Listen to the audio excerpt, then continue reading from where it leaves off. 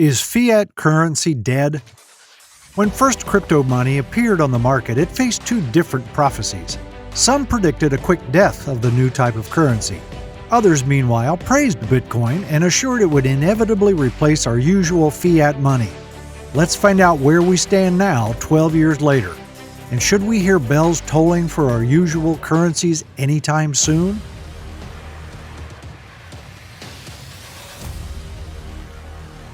What's the problem with fiat money? If you're new to the world of finances, you may wonder what fiat money is. Simply put, it's a currency with no other value than one established by the issuing government. Fiat money is not made of precious metals and is not redeemable in gold or silver. All it has for backup is the people's trust in a certain government, and the value of this money depends on supply and demand. Sounds not quite reliable, does it? A lot of people still believe that modern currencies are somehow connected with gold. Sorry, boys and girls, that's not how it works. Most paper money is fiat. That's why we have floating exchange rates, inflations and hyperinflations, and price instability.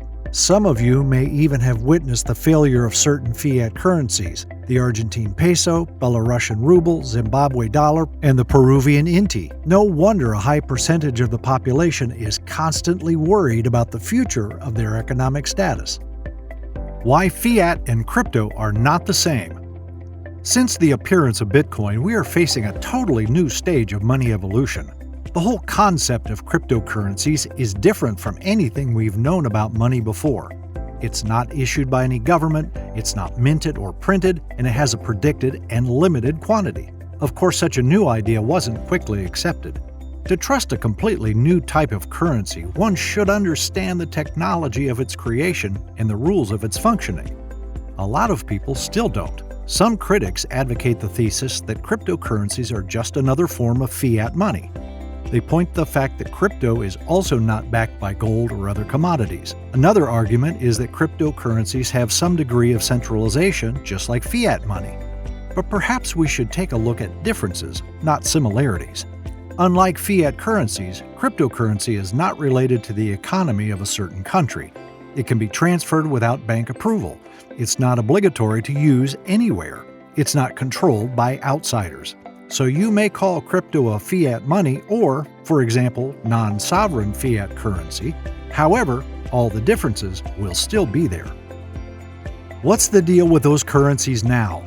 The talks about the death of fiat currencies entered a new round in 2020. In an attempt to support the economy during lockdowns all over the world, money printers went printing big amounts of cash.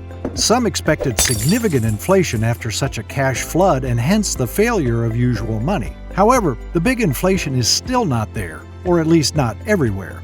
Moreover, some countries are now dealing with much more unpleasant deflation. Why?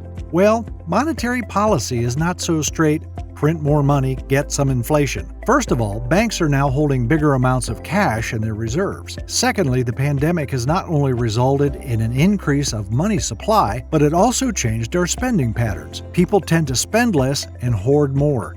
Is all the money under mattresses now? Not at all. In 2020, we saw a bunch of new investors coming to crypto as well as to the stock market. So, is there a future for fiat money? To answer this question, first of all, check your pockets and wallet. Do you have any cash in there? Then let's have a look at your bank account. Any positive numbers? If at least one of your answers is yes, then you can be sure that fiat money is not dead yet.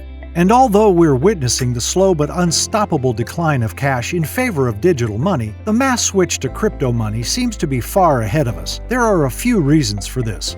1. The crypto market is immature and volatile. The lack of external regulation may be seen as a big plus, but if we're talking about the wide acceptance of a new currency, it should be more or less stable. Who would put all the income in an asset that's prone to sudden fluctuations in value? 2. Governments are not keen on letting citizens widely use cryptocurrencies. Money that's hard to control and follow is a nightmare for taxation offices. Why shoot themselves in the foot? But imagine that crypto money is accepted and to some degree managed by authorities. It will just become a digital fiat money. 3. The global economy is not ready for such changes in monetary policy. On the one hand, the collapse of fiat money would inevitably result in great social and economic problems. On the other hand, such a collapse will probably leave people without means to mine, save, or even use cryptocurrencies. In apocalyptic scenarios, we'd rather turn to non-electronic assets such as food, coal, or gold. Finally, ask yourself sincerely, can you see yourself paying for local tomatoes or a pair of flip-flops at the beach in Bitcoin or Ethers in the foreseeable future? My best guess is that both types of currencies will coexist for a long time, as well as other types of investments and assets.